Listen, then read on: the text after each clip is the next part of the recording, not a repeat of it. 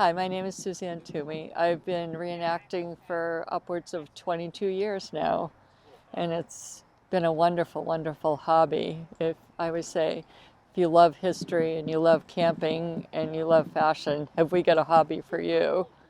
But I'm also a retired nurse, and as a nurse, I was fascinated with the United States Sanitary Commission, and I love digging deeper and deeper into the ways that they helped the soldiers. And it started in New York City with Elizabeth Blackwell, the first female physician in our country, was one of the founding members of the Sanitary Commission. And as soon as they were actually in church when they heard that the shots had been fired over Fort Sumter, and they immediately started meeting after that to form what would become the Sanitary Commission. And it was largely ladies of middle and upper class who galvanized and knew that the soldiers would need a lot of help. There was a very small standing army in this country at that time, about 60,000 men, but they were calling for hundreds of thousands of volunteers, and they didn't get the same services as the standing army would.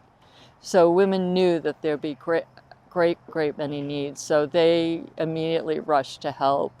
And they helped in all kinds of ways. Every town would have a ladies' aid society, and they would meet, say, once a week in somebody's home or at a church, and they would make the comforters.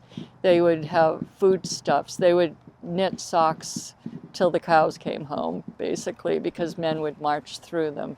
Anything that they thought the men could use, they would form and make and place into boxes and ship either to the men at the front or to the newly formed Sanitary Commission, which had headquarters in some of the bigger cities like Boston and Hartford.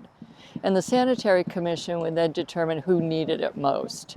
Rather than sending it to, say, the companies guarding the White House, they would forward it on to where the action was really hottest. And they were very much about organizing the great surge of women's need to help.